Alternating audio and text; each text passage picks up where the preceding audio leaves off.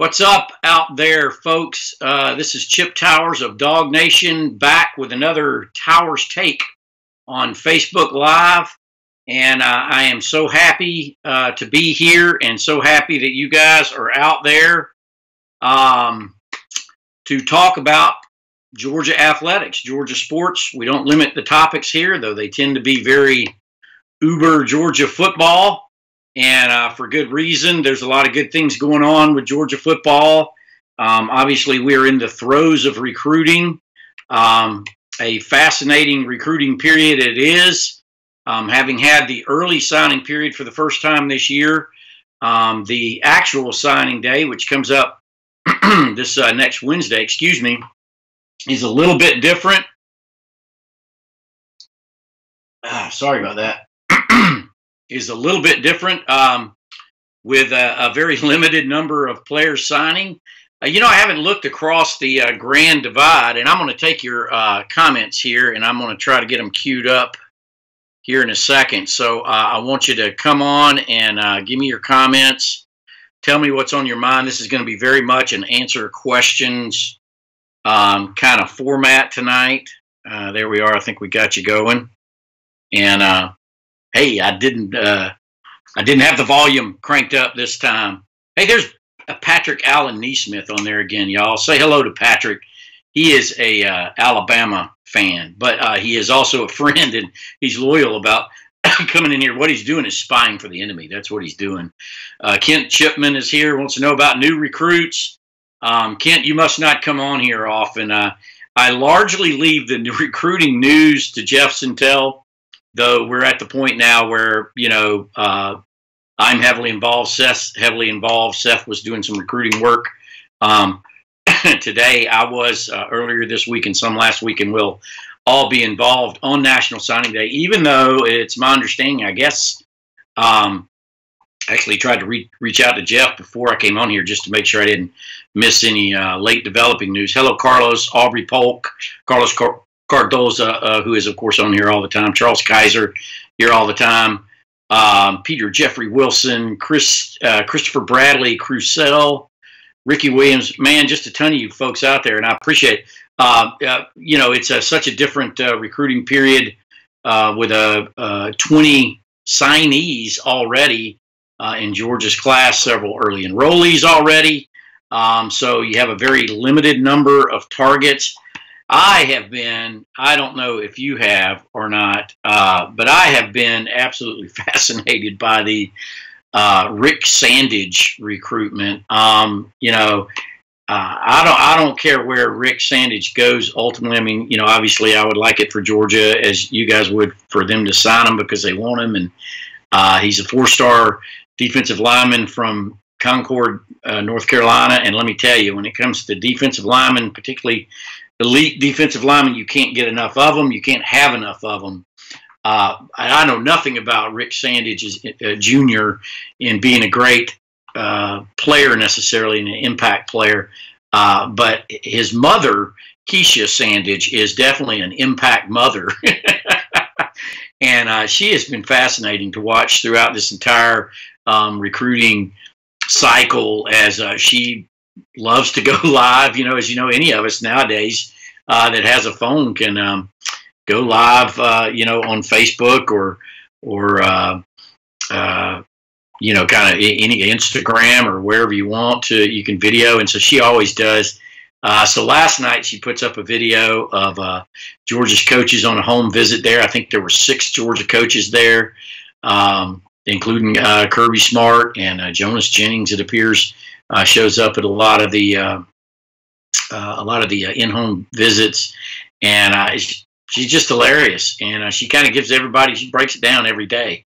Now, as I understand it, and this is not necessarily coming straight from Jeff Sentell, like I said, I'm starting to talk to, I'm starting to talk to folks myself about recruiting stuff, and I'm not sure whether Georgia's going to get Sandage or not.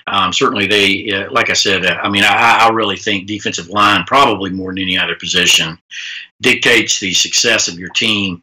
And so certainly they could use Rick Sandage. They already have some defensive linemen in the class. They're about to. They're going to sign Trammell Wallflower of Hinesville, Liberty County, where Richard LeCounte is from, on National Signing Day. That's an interesting situation. But I actually spoke to Trammell recently, and everything's on go. Everything's expected to happen on that, and then you have Sandage. So I guess that would cap it out on D linemen, but they're so important. But regardless, the information I get is there's a good shot that Sandage ends up signing with South Carolina. The general word is the Carolinas, but South Carolina in particular is where he could end up. And a lot of commentary down here. Peter Wilson talking about that Ty Clark will probably be gone after next season, and I don't know that 100%. Hannah Jaw here asked me what I'm drinking here. This is not beer. I know it looks like it. It's in a Creature Comforts glass, and anybody out there who is partaken of Creature Comforts knows that's a great local beer in Athens, brewed downtown. But it's actually inside of the glass is it's actually iced coffee. It's a new one of those nitro coffees. Have y'all heard of these? This one is being developed, soon to be marketed by Jittery Joe's.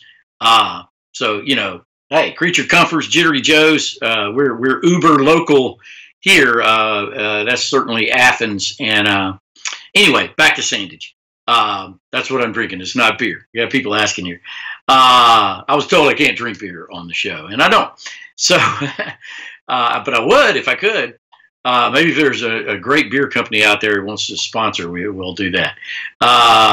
Maybe I get the blessing. But anyway, back to Sandage and his terrific mother, Keisha Sandage, who does such a great job on it.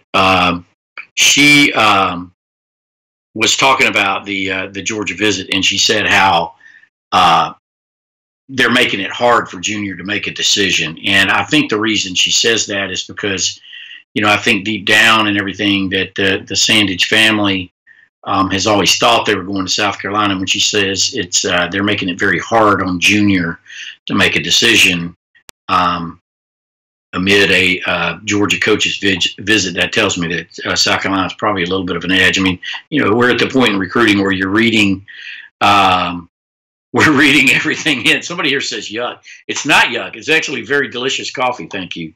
So that's going to be fascinating to watch. You guys tell me, because I make sure I got it right. I wrote down some names here of trying to be able to educate myself on recruiting and talk about it. But I think, the wide receiver, Tommy Bush, is a guy that you're still looking at. You guys are the recruitniks on here. You tell me. The linebacker, was it Trezon Marshall? Tresman, excuse me. Pardon me. Tresman Marshall that they're trying to get in here. Otis Reese, I believe, is another guy they're trying to get in. I mentioned Trammell Wallflower, who's going to sign, as I understand it, on Wednesday. Quay Walker, linebacker from Crisp County down there in Cordele. I think there's no question that you need to get some linebacker help in here. And then are both the cornerbacks still on the board? The Tyson Campbell and Isaac Taylor. Tell me. In the meantime, let me weigh in on a couple of your questions here. I promised we would be question heavy, so I'll do my best. Joshua Heather Mitchell. It's either Joshua or Heather Mitchell, I guess. And it says we need DBs that are 6'1" to 6'4". You'll find a few 6'4" DBs, but not many. Even the safeties nowadays aren't quite as tall as they used to be because they have to cover so much of the field nowadays. But certainly 6'1" and 6'2", and I think these guys, Tyson Campbell and Isaac Taylor, fit that bill. Obviously, you got Amir Speed and what's the other kid's name? The sprinter from Covington area, Eric Stokes, I think it is. These guys are tall. But you got to be able to play the position, and that's why you didn't see some of those guys play more. Okay, Blake Wilson is pointing out. Thank you very much. See, we're getting education here from the populace, from the people, that he's a 2019 guy. Thank you very much. Let's see. Aubrey Polk says that Taylor and Stewart are Taylor Stewart is a extreme long shot. Yes, Carlos, I heard that as well. But you know, I don't like to get into that until after the fact. It's really not my issue on that. But anyway, so at Dog Nation, there's a lot of good stuff to read there. In addition to Jeff Centel's fantastic recruiting coverage, Centel's intel, everything else we have. Seth Emerson has been doing his annual position breakdown. And those of you who are interested in you know, what Georgia loses, what they have coming back, and what they have coming in at each position, Seth's series is terrific to educate you on that.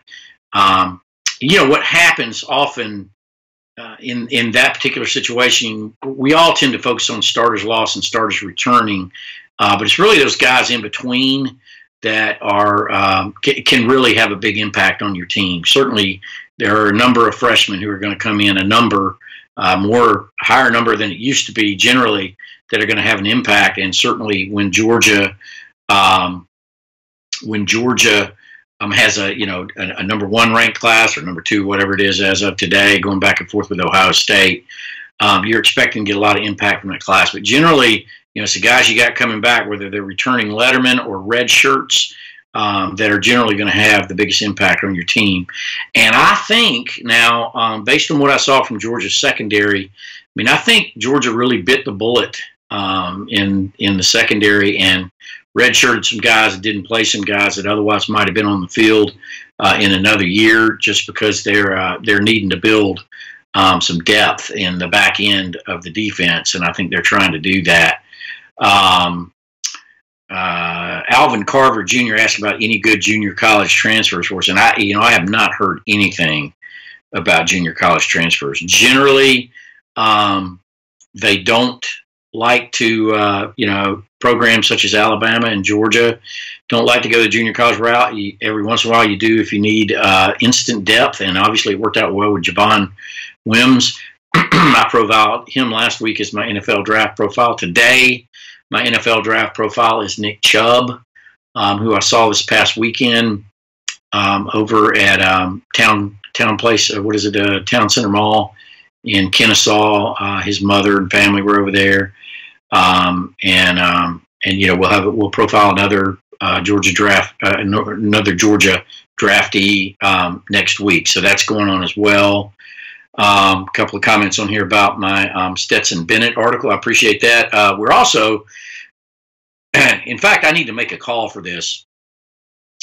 So, you know, during the season last year and for the past couple of years, really, Seth has done a mailbag, you know, and so he would run that every Thursday. He would pick the best ones that he got, you know, throughout the week, and answer them all on Thursday, or answer the ones he liked on Thursday. We are now making that a question of the day, and he and I are splitting between there. And there is a email address that I need y'all to send your questions in. I mean, you can send them to us on the social media platforms, but the best way to send them in to us is UGA question of the day at gmail.com. That's UGA question of the day at gmail.com. Test our producer, see if you can get that on the screen. UGA question of the day at gmail.com is where you send your email, your questions, and we just need your first and last name and your hometown, if you don't mind. That's where the Stetson Bennett question came from. I actually had a couple in the old mailbag, or the email basket, whatever you want to call it, about him. The question specifically about Stetson was, did I think he would compete with Justin Fields for the number 2 spot as Georgia's quarterback? As great as Stetson Bennett has been, I basically said, no, I don't think that's going to be the case, but he's a really good asset on your team. And he's the reason why Georgia's not really having to panic and sign another quarterback in this class. I'm sure they'll sign somebody in 2019 and maybe another 5-star. But, you know, Justin Fields I'm sure it has not given up on the possibility of signing with. I'm sorry, it has not given up on the possibility of beating out Jake Fromm.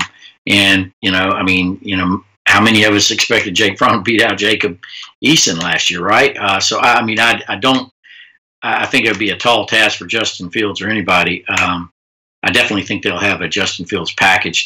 Justin Fields is not going to redshirt. That was kind of part of the question too for Stetson Bennett, was will he redshirt? But I do think that having Stetson Bennett is an asset, and I think Justin Fields, you will see him play in games, probably in meaningful games. I think they'll have a package for Justin Fields in 2018, and I think there's certainly, it wouldn't be crazy if he were able to beat Jake Fromm out, especially if things weren't going well. Ken Feinberg asked a really good question here. Whatever happened to L.J. Holloman? And I actually don't know. I think he was supposed to come in late. I actually wrote a story on the Holloman kids last year, and JJ's brother LJ was supposed to be coming in. So I can't, I'm not 100% sure on that, but it's a great question, and I will ask. Hello, Yarnell Color. I appreciate you being on here as well. And, late is fine. We've been moving it around a little bit. We're back to 6 o'clock this week, and as I understand, we're going to continue on every week, Thursday at 6 o'clock, as long as I can make it, I guess. Give me some more questions. Thank you, Philip Jordan Wells. I appreciate it. Yeah, Stetson's he's a real deal. He gave the number one defense fits during the Rose Bowl preparation, really all year. We were hearing about him all year long. Kirby mentioned him a couple times in whenever Georgia was getting ready for a very mobile quarterback, which was pretty much every week. They were getting a good look at Stetson Bennett. There was another guy too who gave him a good look in that regard. I'm trying to remember his name. There's another guy, another walk-on on Georgia's roster. He's really, really quick guy. I don't think he plays quarterback by nature, but he's really, really is his natural position. But was really, really fast, and they would put him in there to give Georgia a good look on these mobile quarterbacks. And I don't know if you could say Georgia's defense did a great job on Baker Mayfield necessarily the way that game went, but they did a good job on most mobile quarterbacks they faced besides that, and they did a good enough job to win. No, Ken, it's not Sam Vaughn. It's a different guy that I'm trying to think of. I know Sam. Sam's more of the traditional big drop back pro style quarterback, and they use him a lot as well. And he's another guy that they're not afraid to put in the game. Somebody's come in on the Phenom Balta article. That was a while back. I touched on Phenom back in when Georgia was getting ready for the national championship game. Y'all remember him? I was crediting him for bringing Kirby Smart to Georgia, which might have been a little bit of a reach, but go back and Google that if you want to see where I was coming from on that. David Thad wants to know any news on the big-time wide receiver out of Texas. What's your crystal ball saying? I don't know. I wouldn't be. Listen, Georgia's recruiting this year and the past 2 years under Kirby has been something to behold. And I'm not just talking about the results, but kind of the entire effort. You can definitely tell the difference in Georgia's approach. A lot of times over the years, I guess, going back a ways, Georgia was sort of unwilling to jump in there when it comes to sort of the flashiness and the over-the-top behavior in recruiting. And I'm not saying Georgia's being over-the-top by any stretch of the imagination, but generally you didn't see Mark Richt on helicopters. You didn't see Georgia's coaches in stretch limos. Remember when that was the big thing with Gus Malzahn would take a stretch limo with all the coaches in it to the different prospects' houses as they drove around. I guess that's a little bit more par for the course. Generally, Alabama hasn't done that either, but I just think Kirby Smart's energy and focus on recruiting has been really impressive. Yeah. So Peter Jeffrey Wilson is beating y'all with all the good questions. So you got to get some more in here. He was like, how angry would we be if Kirby was at South Carolina right now? And that's a kind of a reference back to that article. I do believe that had Georgia not gotten in there and mixed it up and landed Kirby Smart, I believe that he would have been at South Carolina. That was the way things were trending at that time. South Carolina, as you'll recall, Steve Spurrier had already stepped down as South Carolina's coach. So they were actively in the market. Kirby Smart was pretty much his agent, Jimmy Sexton, had put the word on the street that Kirby was ready to take that head coaching job if the right one was out there. And South Carolina was moving hard in that direction. I think they were also in pretty deep with Tom Herman of Houston at the time. But they ended up that. Let me get to this real quick. A lot of people are asking about Zamir White and his knee. His Rod Sanchez, and I'm sorry, all you other people who asked before. He's doing really, really well. Zeus, as they like to call him, Zamir White. Obviously he's in Georgia's sports medicine program now, and they do an unbelievable job over there. If you've ever had the opportunity to get to Georgia and can get somebody who can give you a tour, I mean, Ron Corson will do it himself if there's not any athletes in there. Georgia's Sports Hall of Fame sports medicine director. They do some unbelievable things in there, and I think just the fact that Zamir is in Athens and working with those guys every day. I mean, they have underwater treadmills, hyperbaric chambers, all kinds of things to work on knee injuries, and I think that will, they'll have him back in pretty short order. Now, the next question always comes, well, will he play in this fall? And that I don't know. I think he will be in position to compete, but again, with Georgia's depth at tailback, I think they would take that really, really easy. When you're talking about a guy's knee and a tailback and a potential NFL draftee down the road, you got to be really careful with that kind of stuff because you're messing with their life. It was kind of like with Nick Chubb and others before him. They will not rush him back. And what generally happens in those scenarios is the player's going to want to come back before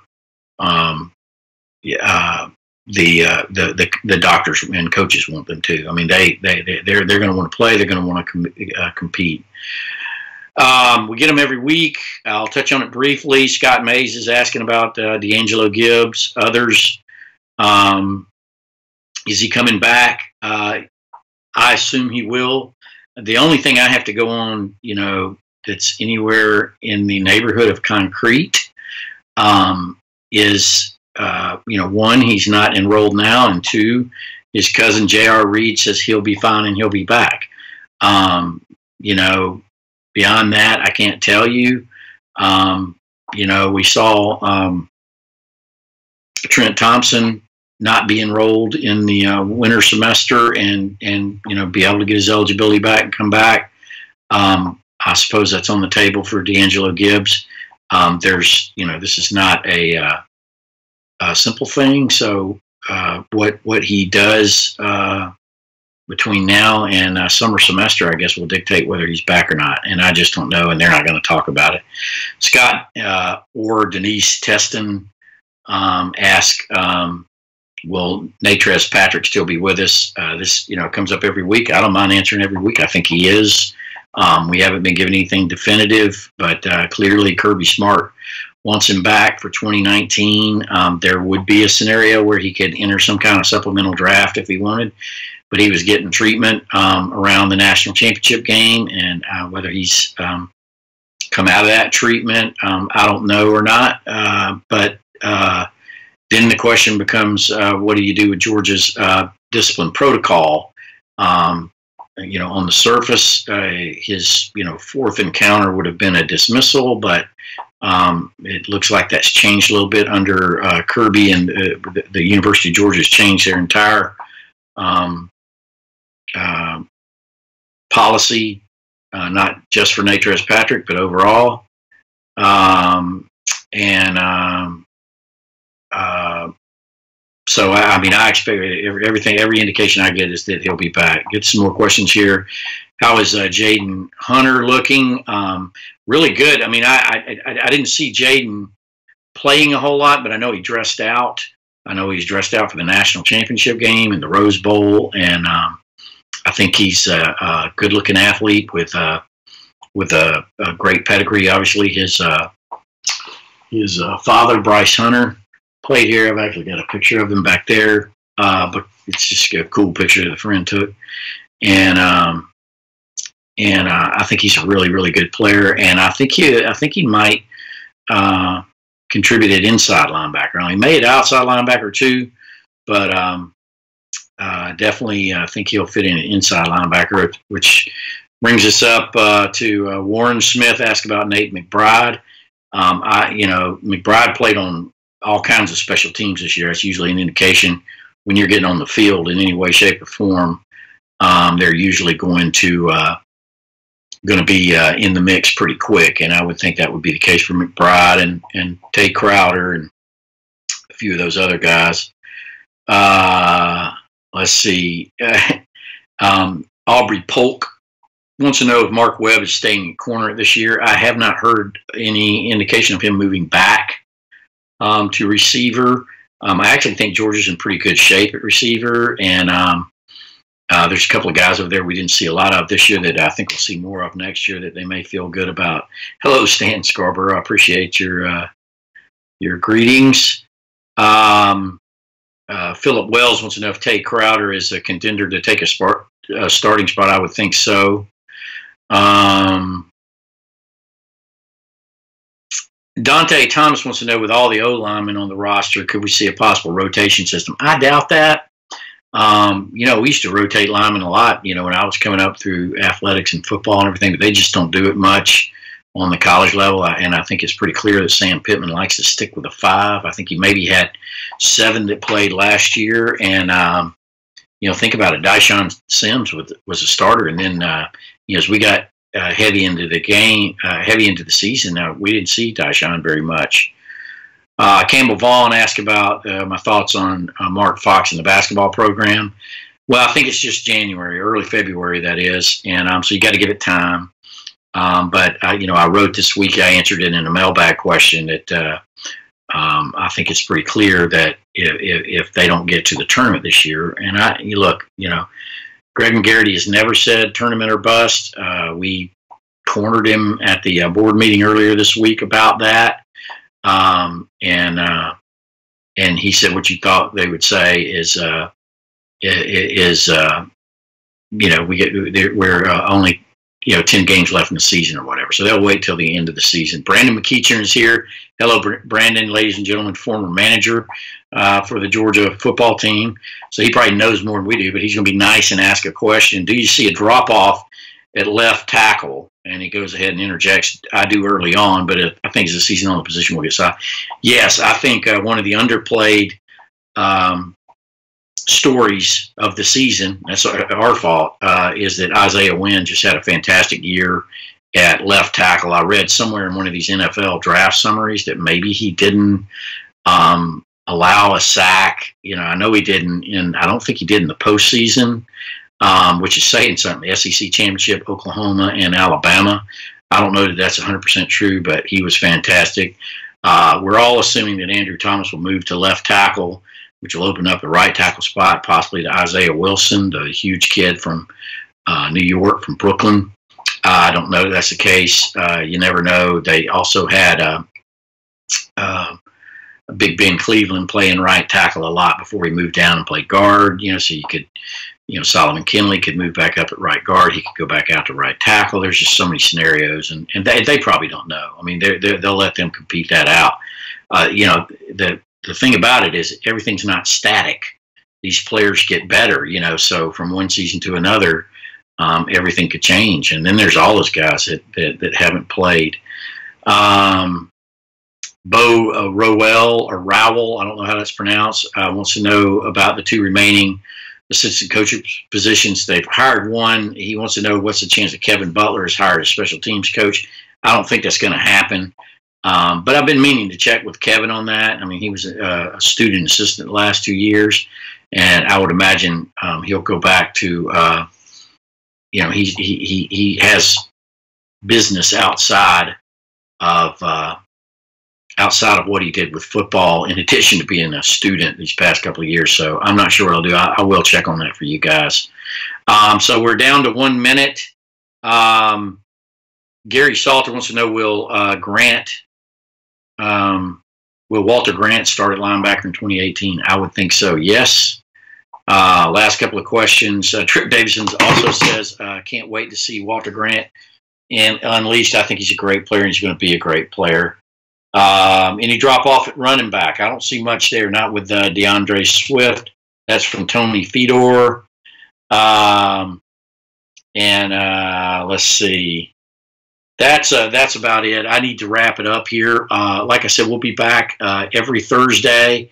I want to thank Mark LeBlanc and Hannah Chalker and the folks back in the control room in Atlanta. And I want to thank all you guys for coming out, not just this week, but every week, and supporting Dog Nation and the Towers Take on Facebook Live. Continue to send your questions. Like I said, UGA question of the day at gmail.com. We're answering those every day on Dog Nation, so it's a good way for us. We dig in deep. We don't answer with one paragraph. We get in at least 300 words. It's got to be at least 300 words. So we get in depth on those things.